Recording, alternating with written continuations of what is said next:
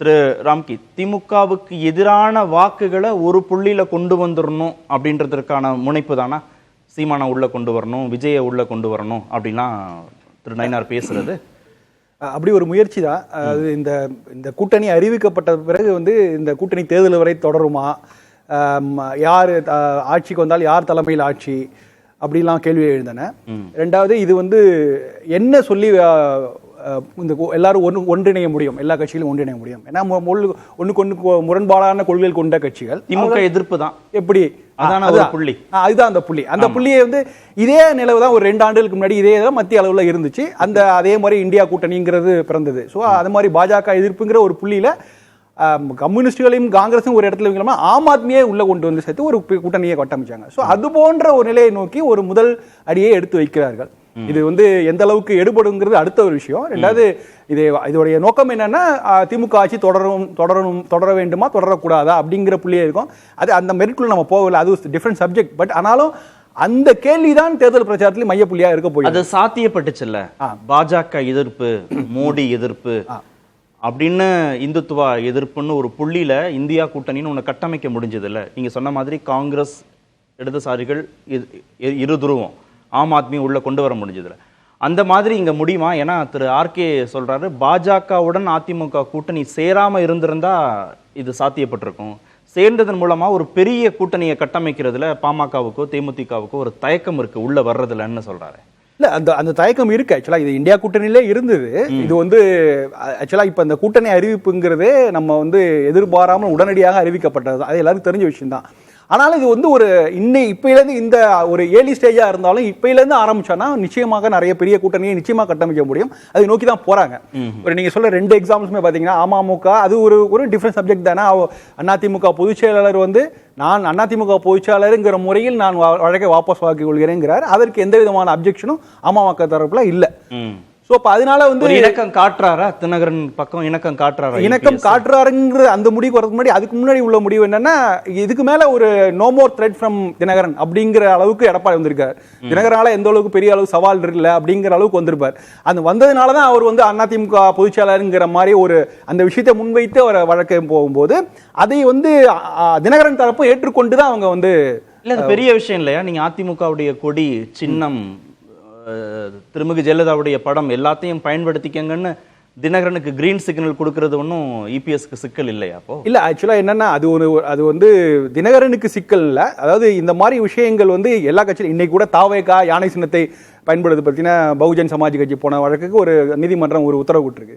So இந்த சிக்கல்கள் தொடர்ந்து இது 2018 இருந்து இருந்துட்டு தான் இருக்கு. ஆனா இன்னைக்கு இரு தரப்பும் நான் வழக்கை வாபஸ் வாங்கிக்கிறேன்னு சொன்னதுக்கான காரணம் எடப்பாடி தரப்பு முன்வைக்கிறது நாங்கள் அதிமுக பொதுச் செயலாளர். ஏன்னா அந்த விஷயத்தை இது வரைக்கும் தினகரன் தரப்பு மறுத்து வந்தது. இன்னைக்கு அவங்களுடைய இடத்துலயும் ஒரு பெரிய மாற்றம் தெரியுது. சரி, அப்போ தினகரனை பார்த்தா பெருசா ஒன்னும் அச்சம் இல்ல, அவரை த்ரெட்டா நினைக்கல இபிஎஸ் தான். ஏன் ஓபிஎஸ்க்கு இதே மாதிரியான ஒரு நிலைப்பாடை ஏன் இபிஎஸ் எடுக்க முடியல? அப்ப இன்னும் ஓபிஎஸ் த்ரெட்டாவே பாக்குறாரு அவரு? இல்ல, ஓபிஎஸ்க்குமான ஒரு பின்புலம், அதாவது என்னன்னா ஒரு கட்சி அமைப்போ இது இல்லை. அதாவது நீங்க அமமுக ஒரு கட்சியா உருவாகி விட்டது. ஓபிஎஸ் தரப்புங்கிறது அதிமுக தலைமைக்கு சேலஞ்ச் பண்ற இடத்துல அவங்க இருக்காங்க. இது ஒரு கட்சியா உருவாகிட்டனால இன்ஃபேக்ட் இது எந்த அளவுக்கு அது என்டிஏ கூட்டணிக்கு வரும் தெரியாது.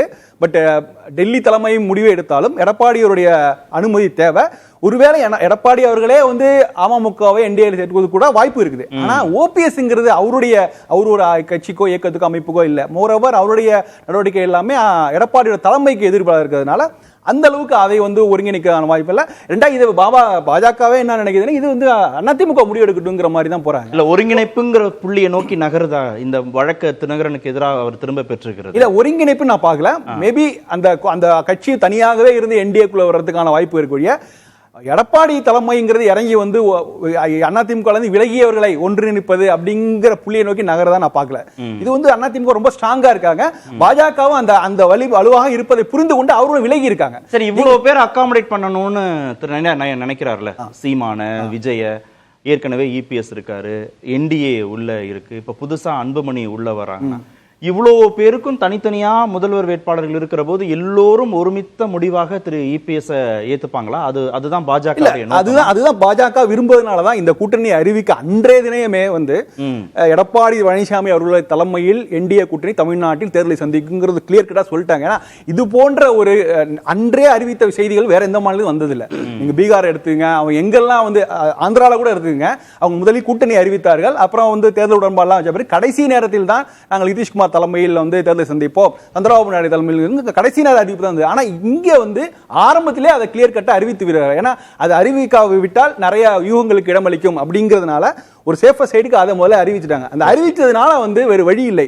நீங்கள் வந்து டெல்லிக்கு போய் பாஜகவுடைய கவனத்தை பெற்றால் கூட இங்கு வந்து எடப்பாடி அவர்களுடைய அனுமதி கேட்டு தான் நீங்க இந்தியாக்குள்ள வர வேண்டியிருக்கும். சோ அதனால அதுல கிளியரா இருக்குது. பட் இதுல அடுத்தடுத்து சில கேள்விகள் இருக்குது. இது வந்து எப்படி கூட்டணி ஆட்சியாக வருமா அப்படிங்கிறதுனா, ஏற்கனவே ஒரு திமுக தலைமையிலான ஒரு கூட்டணி ஆட்சியாக இருந்தாலும் திமுக அரசு தான் ஆக்சுவலா, அது கூட்டணி அரசு இல்ல. சோ அது போன்ற ஒரு மாடலை தான் அதிமுகவும் விரும்புகிறது. அவர்களும் வந்து அதிமுக என்டிஏ கூட்டணியாக தேர்தலை சந்தித்தாலும் வரப்போகிற ஆட்சி அதிமுக ஆட்சியாக தான் இருக்கும் அப்படின்னு நினைக்கிறாங்க. அது வந்து சாத்தியமா இல்லையங்கிறது நம்ம நிறைய விவாதிக்க போறோம். ஆனா அந்த மாடல் வந்து வாய்ப்பு இல்லை அப்படின்னு நினைக்கிறேன். கூட்டணி ஆட்சி தொடர்பாக அதிமுக எந்த உத்தரவாதத்தையும் கூட்டணி கட்சிகள் தரவில்லை. அதிமுக அரசுங்கிற இடத்துல தான் அவங்க நிக்க போறாங்க. அதுதான் தெரியுது.